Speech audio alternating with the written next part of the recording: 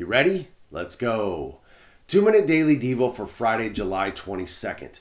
I'm in the Contemporary English Version today, and our verse of the day comes from the book of Ephesians, chapter 6, verse 12. I want to give you a little context before we get to our verse of the day. Paul here is talking about a war that we're in, a battle that we're in, and he talks specifically in our verse today about who we're fighting against. So I'm going to give you that news first, then I'm going to get to the good news. It says this in verse 12, "We are not fighting against humans, we are fighting against forces and authorities and against rulers of darkness and powers in the spiritual world." I don't know if you knew this, but you and I are in a battle. We're in a war. And it's not against, as it says, humans, against flesh and blood, but it's against realms and beings in the spirit. You know, Satan is God's enemy. Satan is our enemy, and he's out to get us and out to take us out, and he's got his army, and he's trying to come against us and to come against the things of God. That's the bad news. But here's the good news. If you go on to read this, it talks about this. Verse 13, Paul says this, "So put on all the armor that God gives."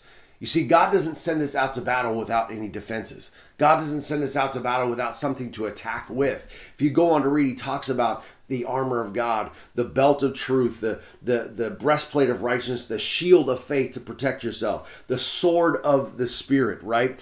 That we have these weapons and this defense to fight against those things that would try to come against us. So you have to understand, yes, you're in a spiritual battle, which is why we need to be in prayer. We need to be in God's word. We need to be ready to fight because we do live in a dark world. And I'm sure as you look around the world we live in, you can understand and see there is darkness and Satan is at work, but we don't have to be afraid.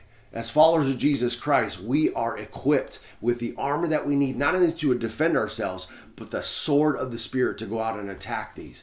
And we can do that by reading our word, by spending time in prayer, praying against the attacks of the enemy. So I want to encourage you today. We are in a war, but we are equipped to fight because God has given us his armor to help us fight against the attack of the enemy. All right? That's it, guys. I'll talk to you on Monday.